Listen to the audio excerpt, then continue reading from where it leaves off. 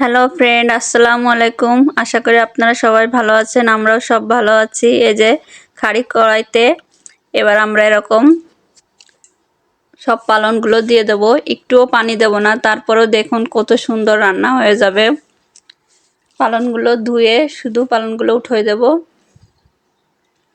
এরকম পানি ঝরাইয়ে শুকনো শুকনো পালন আপনারা উঠিয়ে দেবেন। আর এর সাথে আমরা লাউ কেটে দিয়েছি। শুধু পালন শাকের সাথে একটু লাউ দেবেন, আরো সুন্দর লাগে। মূলও দিতে পারেন আপনারা, তবে মূলো দিলে একটু গন্ধ আসে, লাউটা দিলে বেশি ভালো লাগে।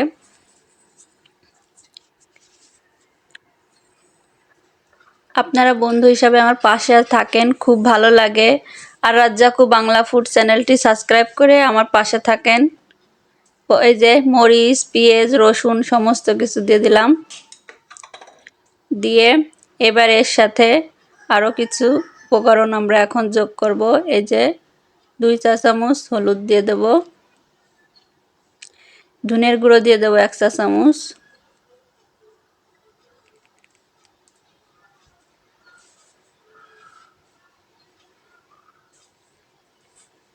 লবণ দিয়ে দেব 1 চা চামচ মতো,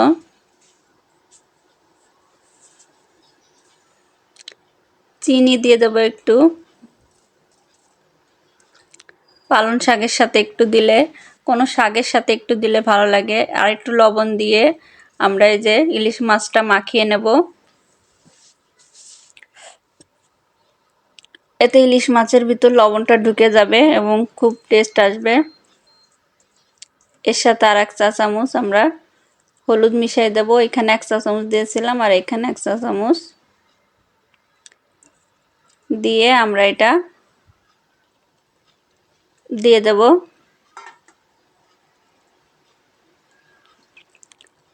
দিয়ে এবার আমরা একটা খুন্তি দিয়ে সুন্দর করে নাড়িয়ে দেব।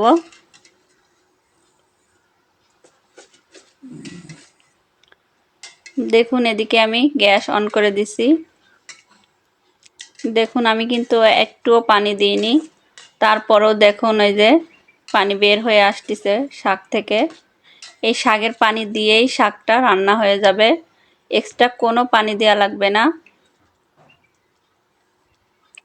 আসলে এই ধোয়া কুয়াশার ঝালে ভালো দেখা যাচ্ছে না।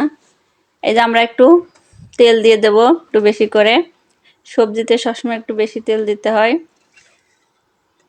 সবজির পুষ্টিমানটা ব্যালেন্সটা ঠিক রাখার জন্য। এবার এটাকে নাড়িয়ে সুন্দর করে আমরা রান্না করে নেব। দেখুন অলরেডি সমস্ত পানি শাক থেকে বেরিয়ে আসতেছে, পালং শাক থেকে, এবং এই শাকের পানি দিয়েই কিন্তু তরকারিটা রান্না হয়ে যাবে। আর পুরো বাড়িতে সেন্ট, খুবই সুন্দর একটা সেন্ট আসতেছে নতুন পালং শাকে।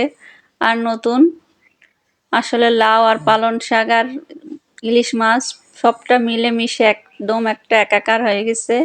একবার হলো আপনারা বাসায় বানায় দেখবেন যে কতটা সেন্ট লাগে। ঠিক এভাবেই রান্না করবেন, ঝটপট খুব সহজে তৈরি হয়ে যাবে।